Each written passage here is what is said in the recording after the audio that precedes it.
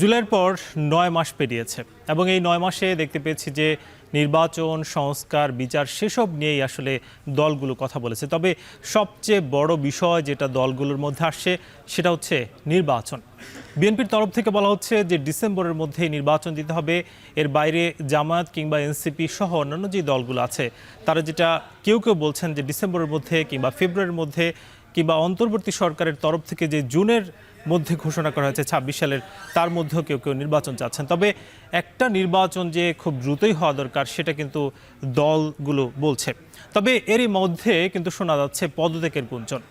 নাকি সত্যি পদত্যাগ, নাকি হচ্ছে না, কি ঘটবে বাংলাদেশের ভাগ্যে? কোন এক আশার বার্তা নাকি অপেক্ষা করছে নিকষ কালো অন্ধকার? ভোটের ট্রেনে এসব বিষয় নিয়ে আমরা আলোচনা করব। আজকে আপনাদের সঙ্গে আছি আমি নাজমুস সাকিব। আজকে বেশ কিছু রাজনৈতিক দল কিন্তু কথাবার্তা বলেছেন। আমরা ভোটের মাঠে কি আলোচনা আছে সেগুলোই এবার দেখে আসতে চাই। আজকে বিএনপির তরফ থেকে কথা হয়েছে, যিনি আমির খসরু বিএনপির অন্যতম নেতা, তিনি জানিয়েছেন যে নির্বাচন ঘিরেই প্রধান উপদেষ্টার সঙ্গে আজকের আলোচনা এবং কিছুক্ষণ আগেই কিন্তু তারা ঢুকেছেন এবং অন্তর্বর্তীকালীন সরকার, সেই সরকারের সঙ্গে কিন্তু দলটি আলোচনা করছে। এবং আজকে ডক্টর শফিকুর রহমান তিনি এক আলোচনা সভায় বলেছেন যে নির্বাচন নিয়ে প্রধান উপদেষ্টার কথায় আমাদের আস্থা আছে এবং প্রধান উপদেষ্টার তরফ থেকে যেই সময়টা দেওয়া হয়েছে তার মধ্যেই কিন্তু এই দলটি নির্বাচন চেয়েছিলেন। এবং নাহিদ ইসলাম যিনি এনসিপির আহ্বায়ক, তিনি বলছেন যে বিচার সংস্কার এবং নির্বাচন নিয়ে সরকারকে রোডম্যাপ ঘোষণার এই দলটি কিন্তু আহ্বান করেছে। এবং তারা যেটা বলছে যে এই যে বিচার যে পিছিয়ে যাচ্ছে কিংবা বিচার আশানুরূপ হচ্ছে না কিংবা সংস্কার, সেসব বিষয় যাতে দ্রুত এগিয়ে নেওয়া হয় সেই আহ্বানও কিন্তু নাহিদ ইসলাম করেছেন। এবং উপদেষ্টা পরিষদ একটা সিদ্ধান্ত নিয়েছে, বলছে যে নির্বাচন, বিচার ও সংস্কার এগিয়ে নিতে বৃহত্তর ঐক্যের ডাক দিয়েছেন কিন্তু এই উপদেষ্টা পরিষদ। আমরা এবার সংসদীয় আসন পরিক্রমা নিয়ে কথা বলতে চাই, যেটা আজকে আমরা আলোচনা করব। ঢাকা ২ আসন আজকে কিন্তু দেখতে পাচ্ছি যে ঢাকা ২ আসন, যেটা সংসদীয় আসন ১৭৫, কেরানীগঞ্জ, লালবাগ এবং সাভার উপজেলার কিছু অংশ নিয়েই কিন্তু ঢাকা ২, এবং যেখানে মোট ভোটার আছেন ২০২৩ সাল অনুযায়ী ৫,৫৮,৯৫৪ জন, যার মধ্যে পুরুষ ভোটার আছেন ২,৮৯,৪৫৩ জন এবং নারী ভোটার কিছুটা কাছাকাছি ২,৬৯,৪৮৮ জন, এবং এর মধ্যে তৃতীয় লিঙ্গের ভোটার দেখতে পাচ্ছি যে ১৩ জন। এই মোট মিলে কিন্তু ৫,৫৮,৯৫৪ জন। ঢাকার যে আসনগুলো আছে সেই আসনগুলোর মধ্যে আসলে ঢাকা ২ অন্যতম, এবং ঢাকার আশপাশ জুড়ে অর্থাৎ ঢাকা জেলার মধ্যে যেই জায়গাগুলো আছে অর্থাৎ সাভার কিংবা কেরানীগঞ্জ, সেসব নিয়ে কিন্তু এই যে ঢাকা ২, এবং ঢাকার যে মূল ভূখণ্ড রয়েছে সেখানেও কিন্তু বেশ কিছু আসন রয়েছে। আমরা বরাবরই সেই আসনগুলোর পরিক্রমা দেখাই।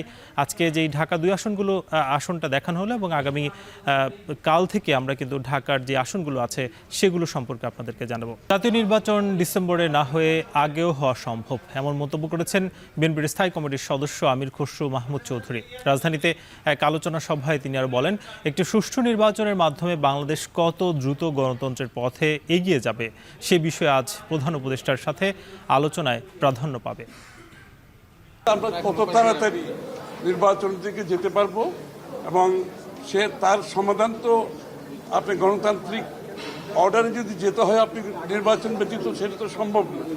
এইটাই সবচেয়ে মুখ্য বিষয় আজকে, এবং আমি নিশ্চিত এটার উপর আমাদের আলোচনা হবে। জাতি যেটা করছে সেটা তারা ভোট দিয়ে একটা সরকার নির্বাচিত করতে চাচ্ছে, যেই সরকার তার কাছে দায়বদ্ধ থাকবে, জবাব দিয়ে থাকবে।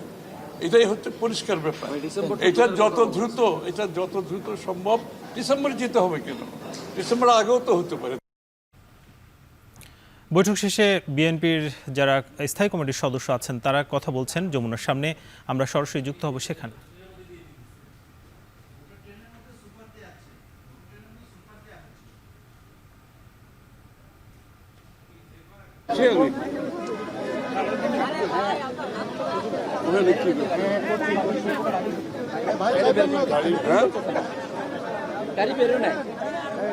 দেখো না, আমরা তো বলে চলে যেতে হবে। দেখো 1 মিনিট 2 মিনিট দেখি আমরা, নাহলে আমরা চলে যেতে হবে। না না আমরা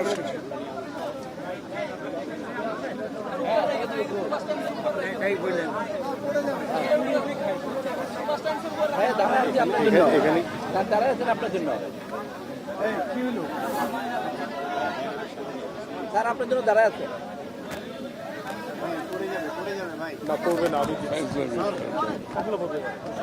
কম কম কম বেশি বিসমিল্লাহির রহমানির রহিম। এখানে উপস্থিত আমাদের প্রিয় সাংবাদিক ও ভাই ও বোনেরা, আমরা আজকে মাননীয় প্রধান উপদেষ্টার আমন্ত্রণে বিএনপির পক্ষ থেকে আমি, ডক্টর মঈন খান এবং আমির খসরু মাহমুদ চৌধুরী এবং সালাউদ্দিন সাহেব, আমরা চারজন মাননীয় প্রধান উপদেষ্টার সাথে সাক্ষাৎ করতে এসেছিলাম। আমি আপনাদের কাছে একটু সময় চাচ্ছি। সালাউদ্দিন সাহেব পিছনে পড়ছে, সে আসতেছে।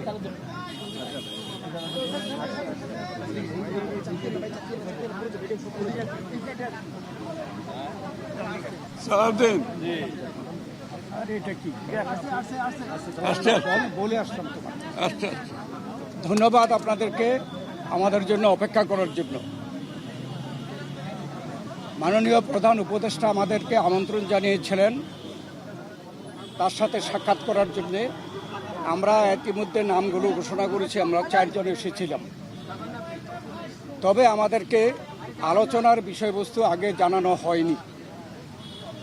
বর্তমান রাজনৈতিক প্রেক্ষাপটে আমরা যা আন্দাজ করতে পেরেছিলাম তার উপরে ভিত্তি করে আমরা একটা লিখিত বক্তব্য নিয়ে এসেছি এবং সেই লিখিত বক্তব্যটি আমরা মাননীয় প্রধান উপদেষ্টার সমীপে পেশ করেছি এবং সেই ভিত্তিতে আমরা আলোচনা করেছি।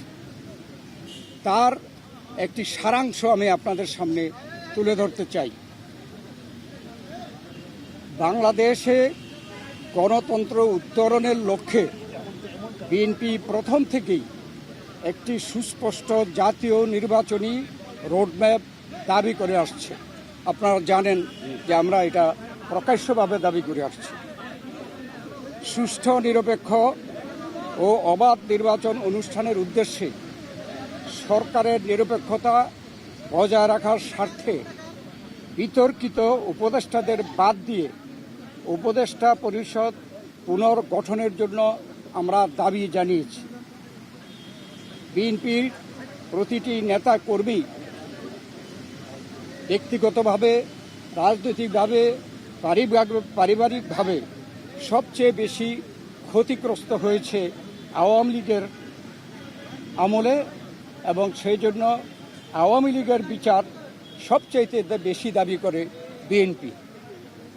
এই বিচার প্রক্রিয়া কোনোভাবে অসম্পূর্ণ থাকলে বিএনপি সরকারের দায়িত্বে যখন যাবে তখন বিচারের আওতায় এনে তা বিচার বিভাগের মাধ্যমে, স্বাধীন বিচার বিভাগের মাধ্যমে পরিপূর্ণভাবে সম্পন্ন করা হবে। নির্বাচন সংশ্লিষ্ট সংস্কার কার্যক্রম অবিলম্বে সম্পন্ন করে ডিসেম্বরের মধ্যে জাতীয় সংসদ নির্বাচন অনুষ্ঠানের জন্য দ্রুত একটি রোডম্যাপ প্রদানের দাবি আমরা জানিয়েছি।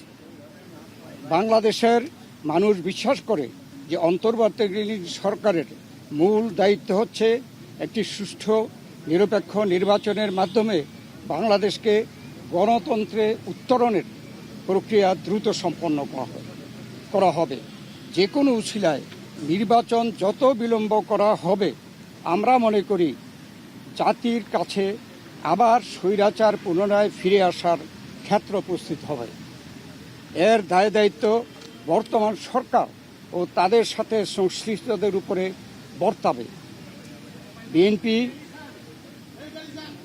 সম্প্রতি যে নানা ধরনের গুজব আছে, সেই প্রেক্ষিতে আমরা বিএনপির পক্ষ থেকে বলেছি, বিএনপি কখনই প্রধান উপদেষ্টার পদত্যাগ চায়নি, বরঞ্চ প্রথম দিন থেকেই এই সরকারকে সর্বাত্মক সহযোগিতা করে আসছে। আমাদের যে আলোচনা তার এই সারাংশ ছিল এতটুকু। আপনাদের সকলকে ধন্যবাদ। আল্লাহ হাফেজ। কোনো সুনির্দিষ্ট রোডম্যাপের আশ্বাস পেয়েছেন কিনা? আপনারা যে দাবি জানিয়েছেন, ওনারা কি বলেছেন সেটা পরে?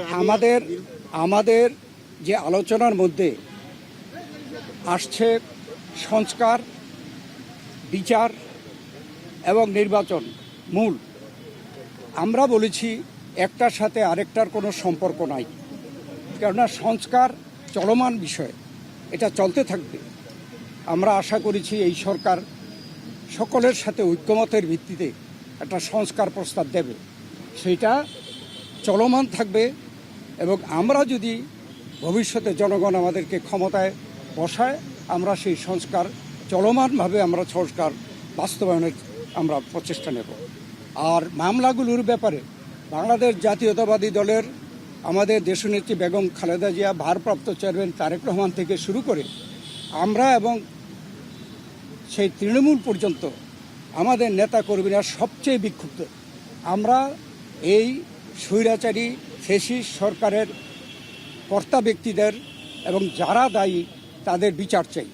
অতএব আমরা তো বিচারের পক্ষে, তবে বিচার ব্যবস্থা যে স্বাধীন চাই, আমরা স্বাধীন বিচার ব্যবস্থা এই বিচার সম্পন্ন করবে। এটাও কোনো দিন তারিখ ঠিক করে দেওয়া সম্ভব না, বিচারের আওতায় আনা হবে। এবং আমরা বলেছি যে যেগুলো সম্পন্ন না হবে সেগুলো যদি বিএনপি ক্ষমতায় যায় তাহলে বিচারের আওতায় এনে স্বাধীন বিচার ব্যবস্থার মাধ্যমে এই বিচার সম্পন্ন করা হবে।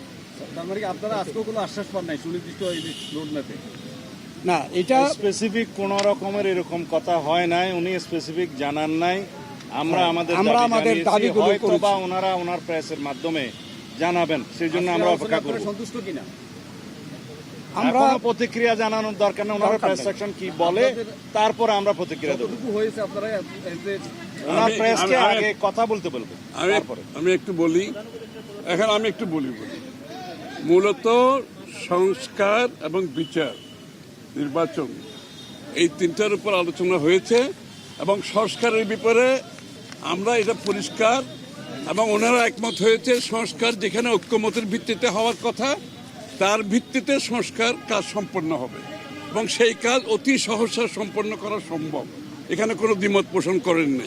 বিচার ব্যবস্থা বিচার বিভাগ করবে এবং বিচারের আওতায় আনার ব্যাপারে যে আলোচনা হয়েছে এখানে ওনাদের কোনো দ্বিমত নাই। সুতরাং ডিসেম্বরের আগেও নির্বাচন করা সম্ভব, এই আলোচনা হয়েছে এখানে। এখানে তো তিনটি বিষয়, শোনেন, পদত্যাগের ব্যাপারে এখানে আমরা যে লিখিত তিনটি বক্তব্যে বিষয়। জানিয়েছি, আগেও জানিয়েছি। নিরাপত্তা উপদেষ্টা এবং আর দুইজন ছাত্র উপদেষ্টা যাদের কারণে এই সরকারের নিরপেক্ষতা ক্ষুণ্ণ হচ্ছে তাদেরকে বাদ দেওয়ার জন্য আমরা আজকেও লিখিত বক্তব্য আমরা দিয়েছি, মুখেও বলেছি। আশ্বাস বা কিছু দিয়েছে? সেই আশ্বাস ওনারা দেখবেন, আমরা আমাদের বক্তব্য দিয়েছি। থ্যাংক ইউ, থ্যাংক তিনটি ইউ, বিষয়, থ্যাংক ইউ। যে তিনটি বিষয় নিয়ে আমরা কথা বলেছি আপনারা শুনেছেন, সংস্কার, বিচার এবং নির্বাচন। আমরা স্পষ্ট ভাষায় বলেছি যে দে আর মিউচুয়ালি এক্সক্লুসিভ, একটার সঙ্গে আরেকটার কোনো সম্পর্ক নেই। এবং যদি দ্রুত নির্বাচন দেওয়া হয়, আমরা স্পষ্ট ভাষায় বলেছি আজকে বাংলাদেশে যে নৈরাজ্য হচ্ছে, যে আইন শৃঙ্খলা পরিস্থিতির অবনতি হচ্ছে, এক অ্যানাউন্সমেন্টের ফলশ্রুতিতে বাংলাদেশের শান্তি, শৃঙ্খলা এবং গণতন্ত্র ফিরে আসবে। Thank you, thank you, thank you, ধন্যবাদ সবাইকে, ধন্যবাদ। Thank you, thank you. যমুনায় প্রধান উপদেষ্টার সঙ্গে বৈঠকের পর বিএনপির নেতারা কথা বলছিলেন, আমরা যুক্ত ছিলাম সেখানে। ভোটের ট্রেন আজকের মতো শেষ করব। নতুন কোনো বিষয়ে আলোচনা হবে আগামীকাল। শুভরাত্রি।